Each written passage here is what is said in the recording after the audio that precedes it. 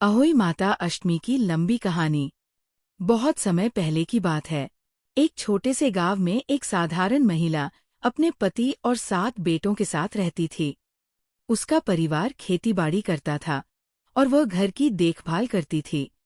वह बहुत धार्मिक और मेहनती थी। अपने परिवार की खुशहाली और बच्चों की सुरक्षा के लिए वो हर दिन ईश्वर से प्रार्थना करती थी। एक बार की बात है, कार्तिक माह के कृष्ण पक्ष में दिवाली से कुछ दिन पहले महिला ने सोचा कि उसे घर के लिए मिट्टी के दीपक बनाने हैं।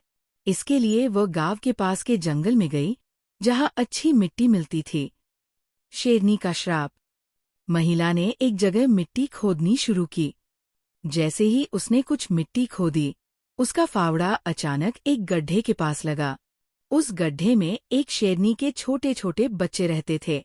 दुर्भाग्यवश महिला के फावड़े से एक शेर का बच्चा घायल हो गया। महिला को इस बात का अंदाजा नहीं था। जब शेरनी वापस आई और उसने अपने बच्चे को घायल देखा तो उसे बहुत गुस्सा आया। शेरनी ने तुरंत महिला के परिवार को श्राप दे दिया और कहा, जैसे मेरे बच्चों को कष्ट हुआ है, वैसे ही तुम्हारे बच्चों को भी भुगतना पड़ेगा। महिला ने शेरनी से बहुत माफी मांगी।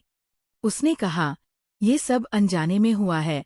मुझे नहीं पता था कि यहाँ तुम्हारे बच्चे रहते हैं। लेकिन शेरनी का गुस्सा कम नहीं हुआ। श्राप का असर।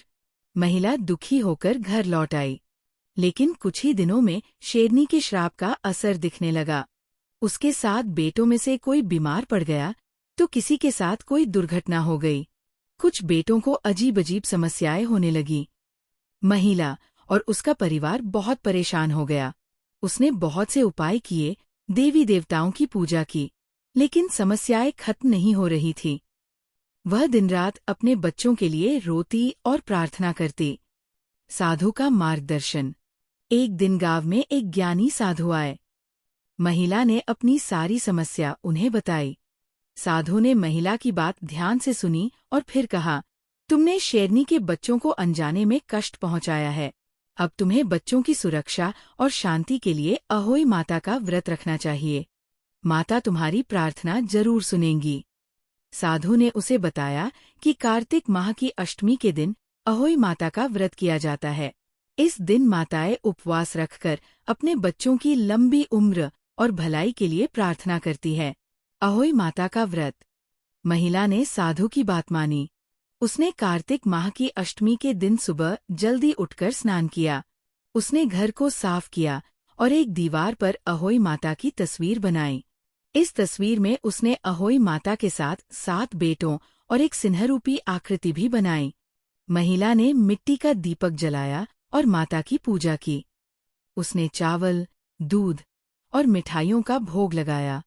पूरे दिन उसने बिना अन्न जल के उपवास रखा। शाम के समय जब आकाश में तारे दिखने लगे तो महिला ने तारों को देखकर व्रत खोलने की तैयारी की।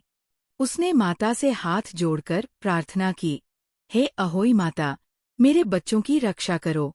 उन्हें स्वस्थ, सुखी और दीर्घायु बनाओ। माता की कृपा।